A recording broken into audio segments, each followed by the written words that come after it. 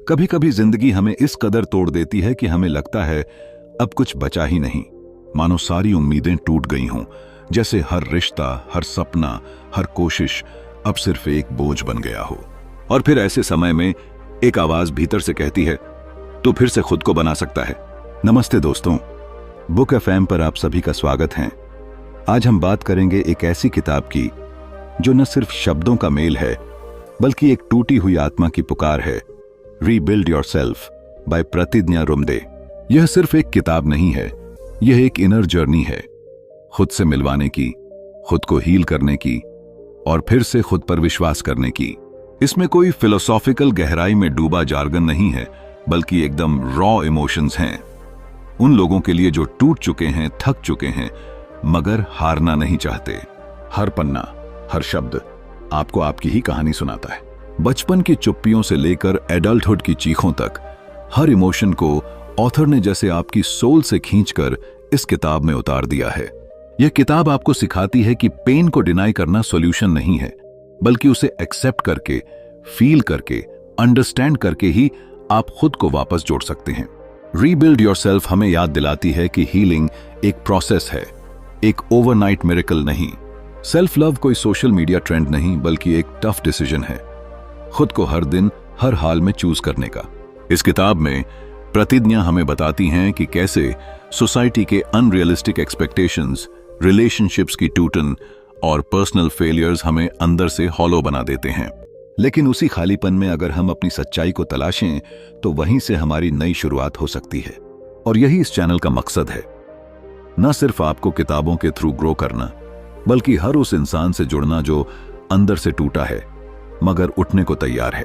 सो अगर आप भी उस जर्नी पर हैं जहां आप खुद को दोबारा बनाना चाहते हैं, अगर आप भी इमोशनल एग्जॉस्शन से लड़ रहे हैं, और अगर आप चाहते हैं कि कोई हो जो आपको सिर्फ समझे नहीं बल्कि साथ चले, तो ये वीडियो आपके लिए है। तो इस वीडियो में हम आपको पूरी किताब का सार, उसके सबसे डीप चैप्टर्स और ऑथर की सबसे पावरफुल लाइन्स एक ऐसी भाषा में देंगे जो सिर्फ आपके दिमाग को नहीं, आपकी सोल को टच करेगी। चलिए शुरू करते हैं खुद से मिलने का, खुद को अपनाने का और खुद को फिर से बनाने का ये सफर। चैप्टर 1, स्वीकृति और आत्म जागरूकता। एक लड़की जो जिंदगी की आपाधापी में खुद को कहीं खो चुकी थी, भावनाओं के तूफान में उलझी, रिश्तों की उलझनों में घिरी और समाज के बनाए पैमानों पर खुद को बार बार तौलती हुई। वही लड़की जब एक दिन आईने में खुद को देखती है तो उसे महसूस होता है उसकी आंखों में चमक नहीं रही, होठों पर मुस्कान अब बनावटी हो गई है और मन वो तो जैसे किसी बंद कमरे में कैद है। ये कहानी सिर्फ उस लड़की की नहीं है, ये कहानी हम सबकी है। कभी न कभी, कहीं न कहीं हम सभी खुद से दूर हो जाते हैं। दूसरों की अपेक्षाओं, सामाजिक मानकों और अतीत की परछाइयों के पीछे भागते भागते हम भूल जाते हैं कि हम असल में कौन हैं। प्रतिज्ञा रुमदे की यह किताब हमें उस गहराई में लेकर जाती है जहां आत्म जागरूकता की लौ जलती है और भीतर की आवाज हमें पुकारती है, रुको, सांस लो और देखो तुम कौन हो, सच में कौन हो। स्वीकृति का मतलब हार मानना नहीं होता, ये तो अपने हर पहलू को अपनाने की शुरुआत है, चाहे वो हमारे डर हों, कमजोरियां हों या वो कड़वे अनुभव जो हमें रुला गए। जब कोई इंसान अपने अंदर की टूट फूट को पहचानता है और फिर भी खुद को गले लगाता है, तब वहीं से असली हीलिंग शुरू होती है। एक उदाहरण लो, एक युवक जो हमेशा परफेक्शन की तलाश में था, खुद को कभी स्वीकार नहीं कर पाया। जब तक सब ठीक नहीं होता वो खुद से नाराज रहता, लेकिन एक दिन उसने लिखा, I am not perfect but I am real, और उसी दिन पहली बार उसने खुद को माफ किया। उस दिन उसने अपनी आत्मा को सुना और यहीं से उसकी असल जर्नी शुरू हुई। कितनी बार हम अपने आप को दूसरों से कंपेयर करके खुद को कमतर समझते हैं। हम अपने फ्लॉज को छिपाने की कोशिश करते हैं, उन्हें स्वीकार नहीं करते। लेकिन असली शक्ति तब आती है जब हम अपने अंदर झांकते हैं, खुद से सवाल करते हैं, क्या मैं खुद को सच में जानता हूं? और फिर जब जवाब आता है तब वो जवाब हमें बदल देता है। आत्म जागरूकता का रास्ता अकेला जरूर होता है, लेकिन सबसे ज्यादा ईमानदार भी होता है। इसमें कोई शोर नहीं होता, बस एक खामोश संवाद होता है खुद से। जब हम खुद से मिलने लगते हैं तब बाहरी दुनिया का शोर धुंधला पड़ने लगता है और भीतर की शांति गहराने लगती है। रीबिल्ड योरसेल्फ की शुरुआत यहीं से होती है, उस बिंदु से जहां हम खुद को पहली बार बिना मुखौटे के देखते हैं, जहां हम खुद से कहते हैं, हां, मैं टूटा हूं लेकिन मैं फिर से बन सकता हूं। और जब यह स्वीकारोक्ति आती है तो इंसान कमजोर नहीं बल्कि पहले से कहीं ज्यादा मजबूत बनकर उभरता है। यही है खुद को फिर से बनाने की शुरुआत, एक नए यू की कहानी। चैप्टर 2, अपर्याप्तता की भावना पर विजय। कभी कभी जिंदगी हमें ऐसा महसूस कराती है कि हम काफी नहीं हैं, जैसे हम जो भी करें, जितना भी कोशिश करें, वो सब किसी ना किसी के लिए अधूरा ही रहता है। यही अपर्याप्तता की भावना होती है जो चुपचाप हमारे आत्मविश्वास को कुतरती रहती है। प्रातिज्ञा रुम्दे ने अपनी किताब रीबिल्ड योरसेल्फ में इस भावना से लड़ने और उसे मात देने की एक बेहद संवेदनशील और सच्ची झलक दी है। कल्पना कीजिए, एक लड़की जो बाहर से हमेशा मुस्कुराती दिखती है पर अंदर से हर दिन खुद को दूसरों से कम समझती है। उसे लगता है कि वो किसी की उम्मीदों पर खरा नहीं उतर पाती, रिश्तों में, करियर में, यहां तक कि अपनी पहचान में भी वो खुद को अधूरा महसूस करती है। ऐसे में जब समाज का शोर, आलोचना की आवाज और तुलना की तलवारें लगातार उसके आत्मसम्मान को घायल करती हैं, तो एक समय ऐसा आता है जब इंसान खुद से सवाल करता है, क्या मैं सच में इतना बुरा हूं? क्या मैं वाकई में लायक नहीं? प्रतिज्ञा रुम्दे इसी एहसास की परतों को बड़ी ईमानदारी और गहराई से खोलती हैं। वो बताती हैं कि यह भावना कोई कमजोरी नहीं बल्कि एक संकेत है। यह उस दर्द का इशारा है जिसे हमने सालों से दबा कर रखा है। बचपन की अस्वीकृति, समाज की अपेक्षाएं या बार बार मिली नाकामियां जब दिल में जमा हो जाती हैं तो हमारी सोच का हिस्सा बन जाती हैं। हम खुद पर यकीन करना छोड़ देते हैं। लेकिन कहानी यहीं खत्म नहीं होती। इस अंधेरे के बीच एक रोशनी की किरण भी है। वो तब दिखती है जब हम खुद से सामना करना शुरू करते हैं, बिना कोई मुखौटा पहने, बिना खुद को झुठलाए। प्रतिज्ञा अपने अनुभवों से यह सिखाती हैं कि हीलिंग तब शुरू होती है जब हम अपनी कमियों को गले लगाना सीखते हैं, जब हम हर उस आवाज का सामना करते हैं जो कहती है तू अच्छा नहीं है, और उससे कहते हैं मैं काफी हूं, वैसे ही जैसे मैं हूं। उन्होंने उदाहरणों और आत्मकथात्मक शैली में बताया है कि जब उन्होंने अपनी इस भावना को समझा और उससे बात की, तब उन्हें एहसास हुआ कि यह डर उनके अंदर नहीं था। यह डर उन्हें सौंपा गया था, समाज द्वारा, अपनों द्वारा, परिस्थितियों द्वारा। लेकिन उन्होंने उस डर को लौटाया। उन्होंने अपनी सीमाओं को स्वीकार किया और उन्हें पार करने की हिम्मत भी पाई। यह हिस्सा एक आत्म स्वीकृति का सफर है जो दर्द से शुरू होता है पर उम्मीद पर खत्म होता है। यह पाठकों को एक आईना देता है जिसमें वे अपने अधूरेपन को नहीं, अपनी संभावनाओं को देखना शुरू करते हैं। यह कहानी केवल किताब की नहीं, यह हर उस इंसान की है जो कभी न कभी खुद को दूसरों से कम समझ चुका है। और यही वजह है कि जब कोई इस हिस्से को पढ़ता है तो वो सिर्फ शब्द नहीं पढ़ता, वो अपने ही जख्मों पर मरहम लगाता है। अगर आपने कभी खुद को खोया है या दूसरों की नजरों से खुद को परखा है तो यह हिस्सा आपको सिखाएगा कि सबसे खूबसूरत रिश्ता खुद से होता है और उस रिश्ते को संवारना सबसे जरूरी काम है। चैप्टर 3, आंतरिक संघर्षों का समाधान। जीवन एक ऐसी यात्रा है जिसमें अक्सर हम बाहर की दुनिया से लड़ते हैं, लेकिन असली लड़ाई तो हमारे भीतर ही चल रही होती है, हमारे विचारों, डर और भावनाओं के बीच। रीबिल्ड योरसेल्फ किताब का 3रा अध्याय, आंतरिक संघर्षों का समाधान, हमें इसी गहराई में ले जाता है जहां इंसान अपने ही मन से जूझ रहा होता है। कल्पना कीजिए एक ऐसे व्यक्ति की जो हर दिन मुस्कुराता है, लोगों से मिलता है, काम करता है, लेकिन अंदर ही अंदर एक तूफान चल रहा है। वह जानता है कि कुछ ठीक नहीं है, पर शब्द नहीं है इसे समझाने के लिए। यह संघर्ष किसी और से नहीं, खुद से होता है।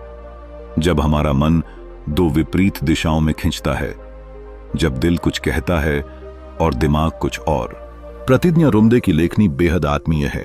वह अपने अनुभवों को साझा करती हैं जहां उन्होंने खुद को टूटा हुआ महसूस किया।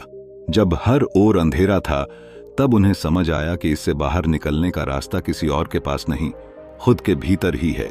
यही संघर्ष हमें आकार देता है, हमें मजबूत बनाता है, बशर्ते हम उससे भागें नहीं, उसका सामना करें।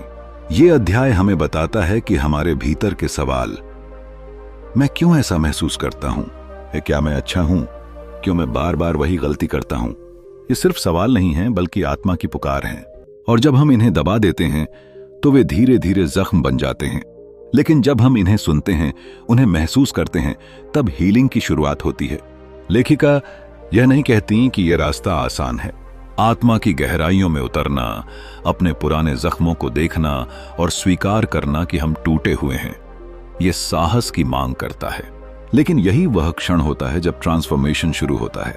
उनके शब्दों में एक खास बात है, वे जज नहीं करती, सलाह नहीं देती, बस आपका हाथ पकड़कर एक आईने के सामने ले जाती हैं, जहां आप खुद को साफ साफ देख सकें और शायद रो लें, शायद मुस्कुरा लें, लेकिन अंत में खुद से मिलने का अनुभव पा सकें।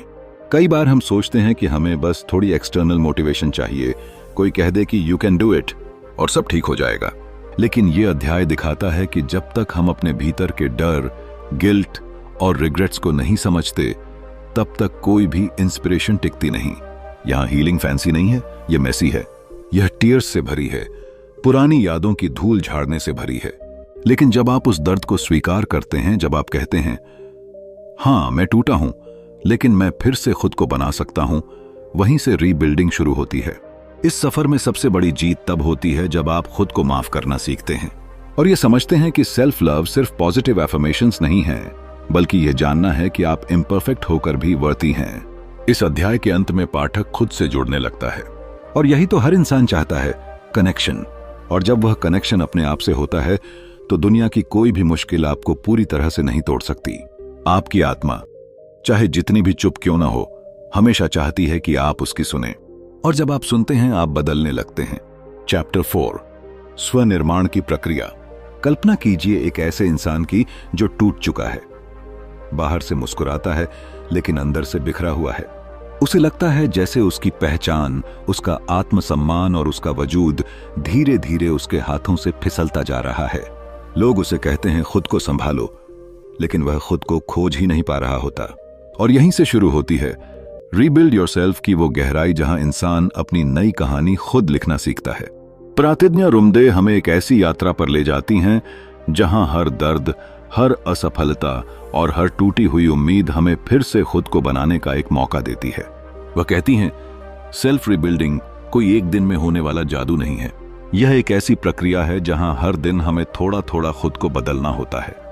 कभी कभी ये बदलाव तकलीफ देते हैं, क्योंकि हमें अपनी ही उन परछाइयों से सामना करना होता है जिन्हें हम नजरअंदाज करते आ रहे होते हैं। कहानी एक लड़की की है जो हमेशा दूसरों की उम्मीदों पर खरा उतरने की कोशिश में खुद को खो बैठी थी। हर बार जब वो अपनी पहचान को लेकर सवाल करती, लोग उसे चुप करा देते। लेकिन एक दिन उसने खुद से एक वादा किया, वो अब और नहीं भागेगी। उसने अपने अंदर की उस आवाज को सुना जो उसे कह रही थी कि तुम्हारी ताकत तुम्हारे अंदर ही छुपी है। वो रोज अपने डर का सामना करती, खुद से सवाल करती, अपनी गलतियों को स्वीकारती और हर दिन कुछ नया सीखने की कोशिश करती। उसने खुद को अपनी ही नजरों में एक बार फिर से साबित किया। यही स्वनिर्माण है, जब हम अपने अतीत की राख से अपनी नई पहचान की नींव रखते हैं। यह सफर अकेला होता है, कोई आपके लिए यह नहीं कर सकता। लेकिन यही वो सफर है जो सबसे ज्यादा सच्चा होता है। जब आप खुद को फिर से गढ़ते हो, तब आप किसी से कम नहीं होते।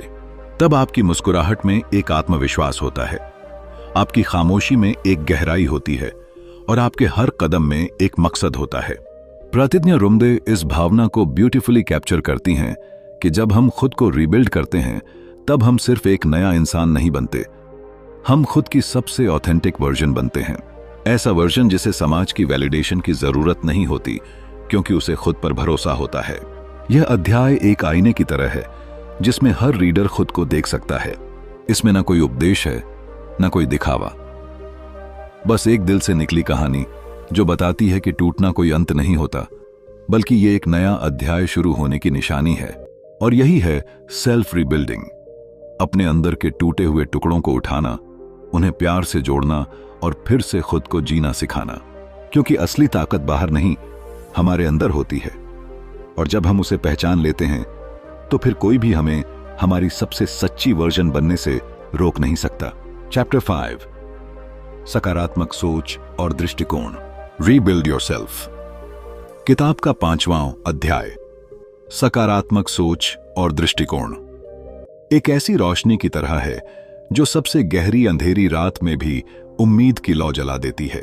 जब जिंदगी हमें तोड़ने लगती है, जब हर रास्ता बंद सा लगता है, जब खुद पर से यकीन डगमगाने लगता है, तब यही सकारात्मक सोच होती है जो हमें थामे रखती है। प्रतिज्ञा रुमदे ने इस अध्याय में सिर्फ बातें नहीं की, बल्कि हमें वो एहसास कराया है जो तब होता है जब आप एक बिखरे हुए इंसान से खुद को धीरे धीरे जोड़ना शुरू करते हैं।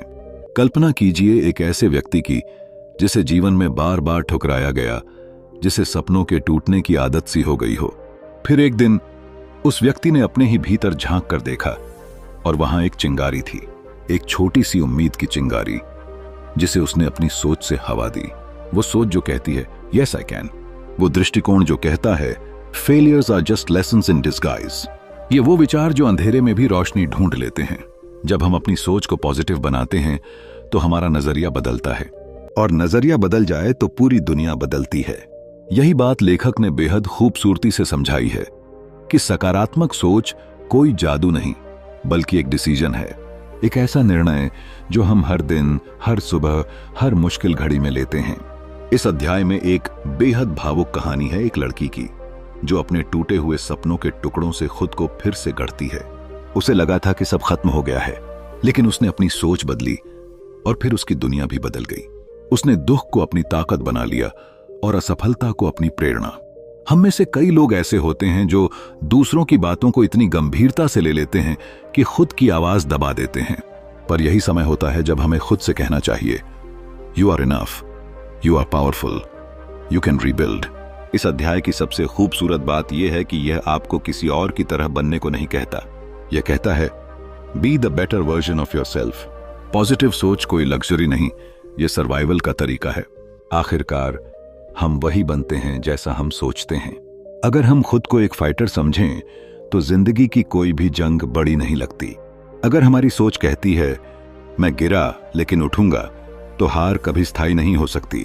रीबिल्ड योरसेल्फ हमें यह सिखाता है कि जिंदगी की सबसे बड़ी क्रांति हमारे अंदर शुरू होती है, और उसका पहला कदम होता है सकारात्मक सोच।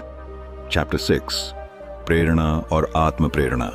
प्रेरणा और आत्म प्रेरणा, ये दो शब्द हमारी जिंदगी की दिशा तय कर सकते हैं।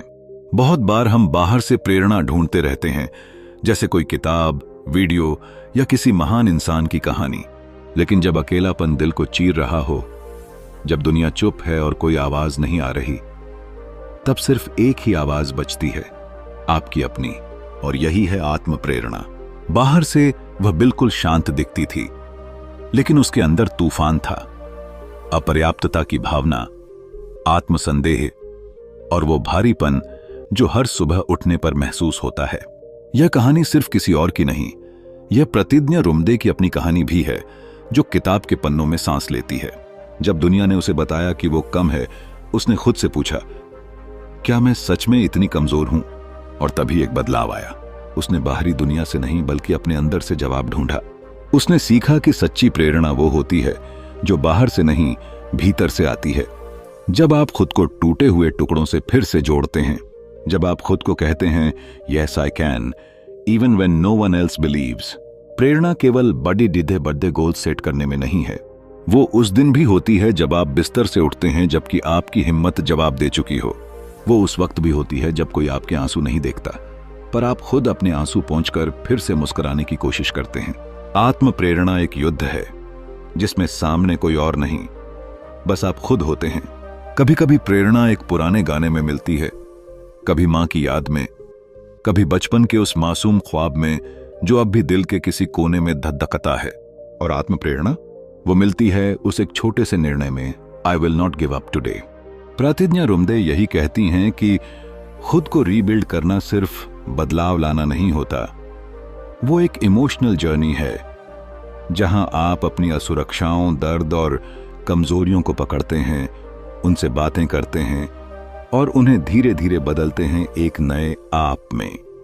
इस सफर में कोई फॉर्मूला नहीं होता, कोई शॉर्टकट नहीं, लेकिन एक चीज होती है, वो आग जो अंदर जलती रहती है, और जब आप उस आग को बुझने नहीं देते, तब आप न सिर्फ खुद को बल्कि अपनी पूरी जिंदगी को नए सिरे से लिख सकते हैं। ये कहानी है उस इंसान की जो दूसरों के अपलॉज के बिना भी खुद के लिए तालियां बजाना सीख गया, और यही है रियल रीबिल्डिंग। चैप्टर 7, स्वप्रेम और आत्मसम्मान। हर इंसान के जीवन में एक ऐसा मोड़ आता है जब वह खुद से सवाल करता है, क्या मैं वाकई काबिल हूं? क्या मैं खुद से प्यार कर सकता हूं? क्या मेरी कोई अहमियत है? और ऐसे सवाल तब उठते हैं जब हम बार बार दुनिया की उम्मीदों पर खरे उतरने की कोशिश करते हैं, लेकिन अपने दिल की आवाज को अनसुना कर देते हैं। प्रतिज्ञा रुमदे अपनी किताब रीबिल्ड योरसेल्फ के इस खूबसूरत अध्याय में एक बेहद जरूरी और गहरे जज्बात को छूती हैं, सेल्फ लव और सेल्फ रिस्पेक्ट। ये सिर्फ शब्द नहीं हैं, ये वो नींव हैं जिन पर हमारी पूरी जिंदगी टिकी होती है। लेकिन अफसोस की बात यह है कि हम अक्सर इन दोनों को ही सबसे आखिरी पायदान पर रख देते हैं। इस अध्याय में एक लड़की की कहानी है, आर्या की।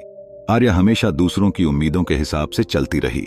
उसने अपने सपनों को दबा दिया, अपनी पसंद नापसंद को भूल गई, बस इसलिए ताकि सब उसे पसंद करें। उसने कई बार खुद को आईने में देखा, पर हर बार उसे अपने अंदर सिर्फ कमियां दिखीं। धीरे धीरे उसका आत्मसम्मान चूर हो गया और खुद से प्यार करना तो जैसे किसी पुराने ख्वाब की तरह धुंधला हो गया। लेकिन फिर एक दिन उसने खुद से एक वादा किया कि अब वो खुद के लिए जिएगी। उसने उन चीजों को करना शुरू किया जो उसके दिल को सुकून देती थीं। पेंटिंग, किताबें पढ़ना, अकेले वॉक पर जाना, खुद को समझना।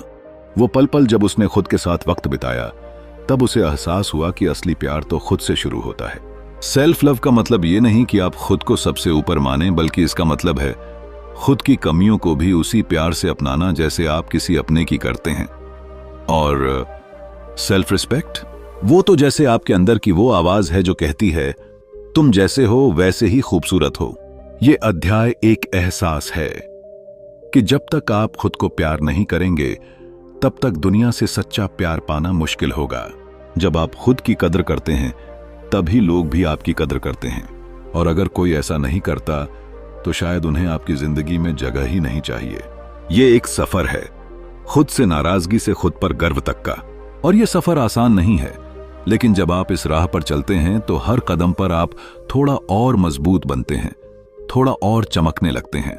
इस वीडियो को देखने वाले हर शख्स से बस यही कहना चाहूंगा, अगर आप आज भी खुद को नजरअंदाज कर रहे हैं तो रुक जाइए, एक गहरी सांस लीजिए और खुद से पूछिए, क्या मैं खुद को वो प्यार दे रहा हूं जो मैं दूसरों से चाहता हूं? अगर इस वीडियो ने आपके दिल को छुआ है तो एक कदम और बढ़ाइए, खुद से प्यार करना शुरू कीजिए।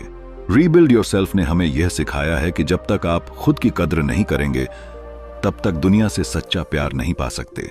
अगर आपने यह वीडियो पसंद किया हो तो लाइक करें, कमेंट में अपने विचार साझा करें और चैनल को सब्सक्राइब करना न भूलें। खुद से प्यार करना ही असली बदलाव की शुरुआत है। मिलते हैं अगले वीडियो में। धन्यवाद।